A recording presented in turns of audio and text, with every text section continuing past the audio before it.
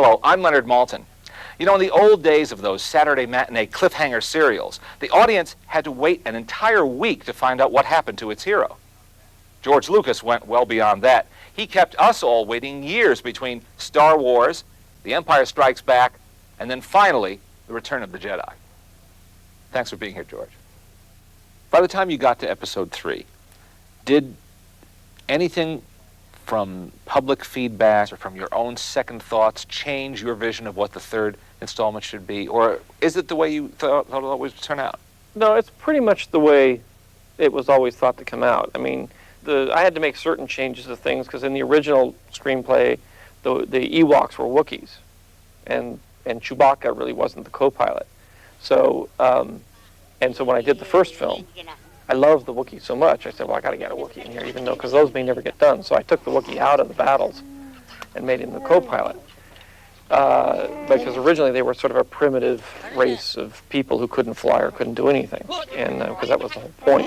And so I had to figure out how I was going to do Wookiees, and I basically cut them in half and called them Ewoks. But it was you know, a lot of that stuff is all there, but in the original it was a ground battle and an air battle all together. How did you ever think of Jabba the Hutt? Well, Jabba, it's one of those things. I needed a gangster. I mean, he was in the first film, and in the you know, in the special edition, we're putting back a lot of material with Jabba the Hutt in the first film, in the very first one that we did, and so he was in that.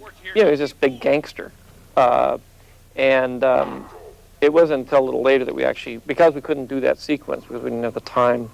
But when we got to the third one and Jabba appeared, then we did this whole thing of designing that one as a big kind of repulsive character, and you know, we had a lot of designers coming up with various versions of Jabba the Hutt. Was it a conscious decision to move a good chunk of the action for Part 3 into an earthly outdoor terrain? It's so different from anything you see in the first two films. Well, it was. I'm very conscious of the environments, and I try to have at least 3 environments in a movie, and I try to have them as different as possible. And then from movie to movie, I try to have the environments as different as possible. You know, in the first movie, we were on a sand thing. It was all kind of a brown color. And so then on the second one, I put in the snow, and it was all kind of white. And then I did the green, you know, swampy kind of thing. And the third one, you know, you're sort of, I mean, what can you do in terms of environment? You have to shoot it somewhere on this earth. Unfortunately, we can't go somewhere else. So, you know, a forest was really about the only thing I had left. Originally, even with the Wookiees, the Wookiees lived in a forest environment. They lived in the same kind of tree houses, and they did that, you know, they were sort of earth people. There's a whole motif of, like, Luke's planet. Everybody is brown. There's lots of browns and earth tones. Everything is earth tones and light tan and light brown, flesh color. You know, it's all very warm tones. And then when you go to the Death Star, it's all black and white. Everything is black and white all the time. I mean, it's all very harsh and contrasty in black and white.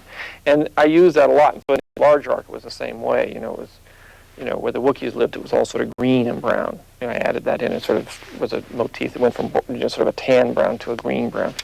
And that sort of still exists in the actual film. It's there's a whole color and environment motif that goes through, and the good guys are all the earth colors, and the bad guys are all colorless. Your many, many fans, and there are many avid fans, as you know, of the Star Wars trilogy, are wondering about the next 3 films, and why is it taking so long? Why does it take so long? And how long will it take? Well, I'm working on the next 3 films, and I am in the process of writing the 3 screenplays now, and it takes a while to write the screenplays. To write the first Star Wars took me about 2 years, so I'm writing 3 scripts at once. It won't take that long, but it takes a long time to prep them. And hopefully we'll have one finished for 98. If not, it'll be 99. But we're doing all 3 at once. I'm writing all 3 at once. And the first 3 are based on the backstory that relates to where everybody came from, how they got there, what their relationships are. Has this backstory been in your head all along from the inception? Or? Yeah. I mean, I had to do the backstory in order to write the first 3. I had to know where Darth Vader came from. I had to know what his relationship to Luke was. I had to know how Ben Kenobi figured in all of this. And I had to realize that I had to understand that there were twins, and the whole arc of the story in the three that are out there now is really the redemption of Anakin Skywalker. And so the first three are really, that I'm writing now, are really about Anakin Skywalker. So now you have a redemption of somebody that you don't really even know. He's just always in a black suit. But you don't know how he fell from grace and the trauma that went through to get him to there, and then his son brings him back. But it's, and the real story hasn't even been told yet. What would it take to persuade you to go back onto a soundstage and direct a film yourself? Well, I'd like to direct again. I mean, I'm very interested and still in directing, and there is a possibility I may direct one of the next Star Wars.